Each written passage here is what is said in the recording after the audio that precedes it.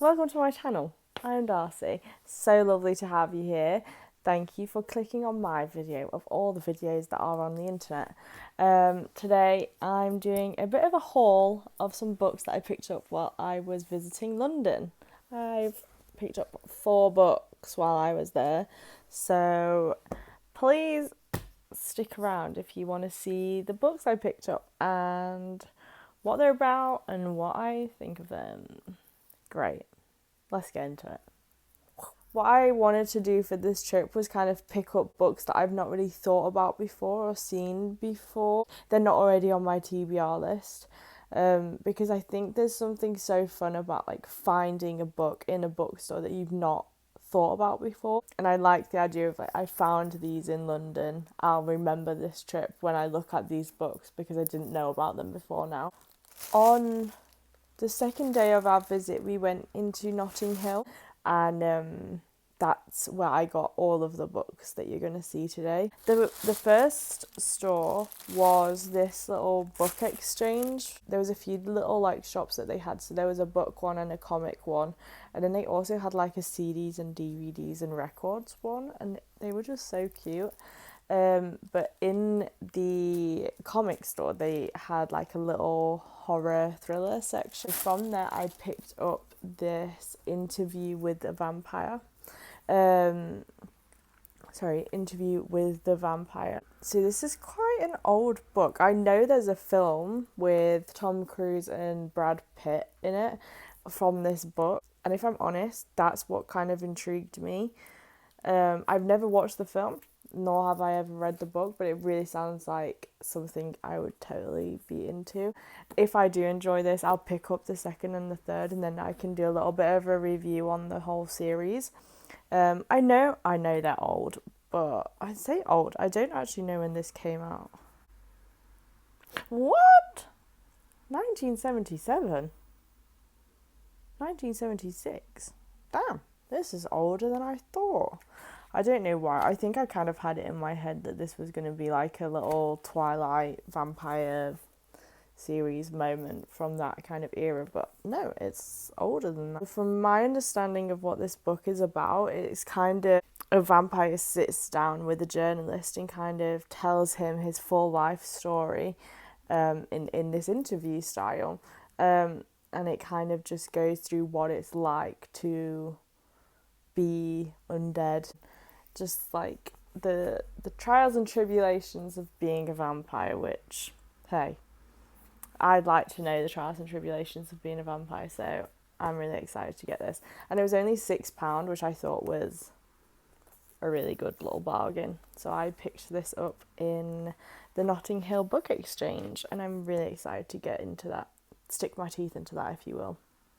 I went to a few other bookstores while we were in London. So the Taschen bookstore that's near the Saatchi Gallery, I don't think I'm saying that correctly, which is like an art bookstore, which was really, really cool.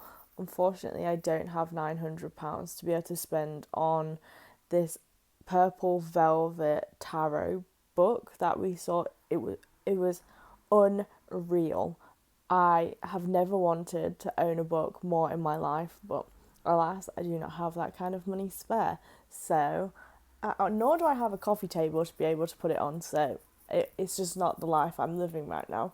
But I would have loved to pick that up. We went into the John Sandoe bookstore in Chelsea as well, and that was a really lovely little bookstore. Like very creaky little old staircases and cute little bookshelves that slid and stuff. And also in Notting Hill, I had to stop off in Daunt Books. I did also stop into, the Notting Hill bookshop, like the famous one. And they had some really great little additions in there. They had a lot of the Penguin cloth-bound classics. I do have a few of those in my collection, and I was kind of tempted to maybe get another one. But, I don't know. But I did buy a few in Daunt Books. I really liked their little setup. It just felt really easy for me to find a few books that I really wanted to get into. So from Daunt, I actually picked up 3 little books. I mean, they're all a bit... There we go. 3 little books. two of them are actually short story anthologies, and then one of them is by an author that I've already read one of her other books.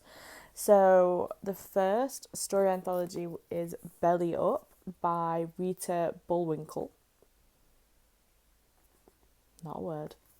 And this just sounded really great. My partner actually saw this one and then was like, this sounds like something you would really enjoy. And it's described as the intersection of the real and the surreal, with the absurd almost tethered to a recognisable reality. So it's like a lot of different little short stories, all about just real life worries that we all have, like around grief and growing up and dealing with change and things like that, mixed with kind of a surreal element of like morphing into inanimate objects or feeling tethered to things. And it's just quite a interesting reflection into the feelings and thoughts of the human condition, in a bit of a weird, surreal, creepy kind of way, which is totally my kind of thing. So I'm really excited to get stuck into this.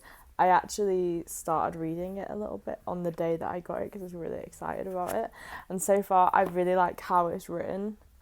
She has a great style.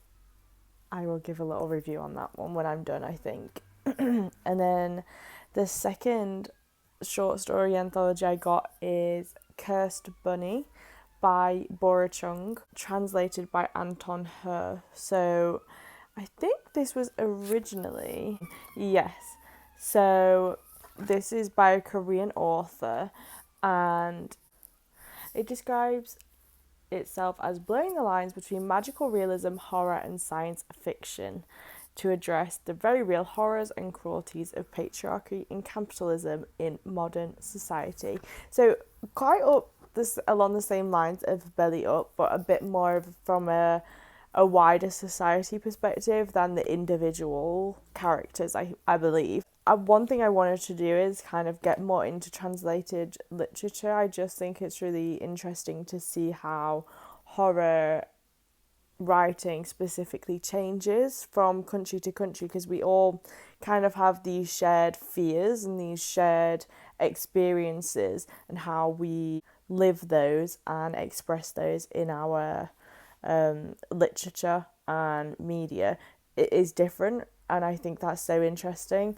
So I'm really excited to see what this is like. I've not read too much translated literature in this kind of context. I'm really excited to kind of get stuck into that and see what it's like. And I've just noticed they gave me a little bookmark in this one.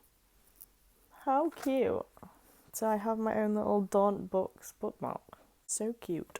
And then the last book that I picked up while I was in London is A Spring of Love. A Spring of Love by Celia Dale. I actually read A Helping Hand by Celia Dale mid last year, I believe it was, and honestly, I absolutely adored how she wrote. I found it so interesting. Suburban horror is so interesting to me. The scary and the everyday, and the unexpected figure that is just awful. And I find that such a fun concept to read. I literally whizzed through The Helping Hand, I think, in like 3 days, which when you work full time is no mean feat. I did not stop reading that book.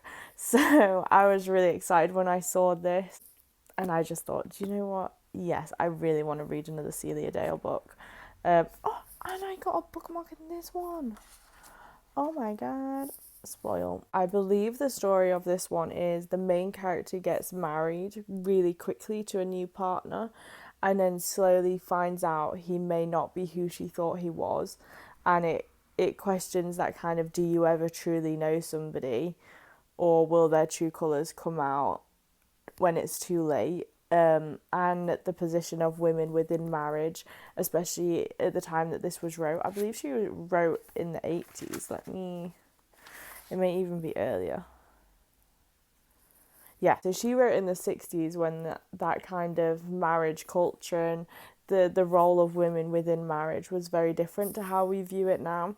And I think the fact that not only was she playing with that as an author at that time is so cool, that I just think kind of viewing that role within marriage and how scary those closest to us can be will be really cool. So I'm really excited to get into this as well.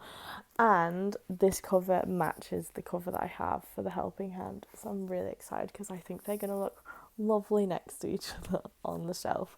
That is all the books I picked up while I was in London. I honestly could have picked up a lot more. I saw some really great little books out there, but alas, I cannot own all books in the world. But if there's any others that you think I could add to my collection based on these ones, I'd love to hear it. And if you have already read these, I would like to hear what your thoughts are on them. If you would like to see a review, I'm dropping them all. If you'd like to see a review of any of these, like a longer form review, please do let me know. I'll probably do short form reviews of all of them anyway. But I'd like to hear if you'd like a longer form review for any of them or all of them, or if you'd just like a review, maybe a review video where I just do like a review of all the books I picked up in London. Maybe that would be interesting. I know this was just a short little video, but I didn't pick up too many books. I just wanted to show you guys what I picked up while I was in London, and yeah, I hope you enjoyed. If you want to see more content like this from me, please do hit subscribe and like. I am new to this, so any suggestions in the comments would be much appreciated. Any book suggestions would be much appreciated also. And yeah, I'm just really glad that you spent this time with me, and hopefully we can spend some time together again. Okay. Thank you so much. Have a lovely day. Bye.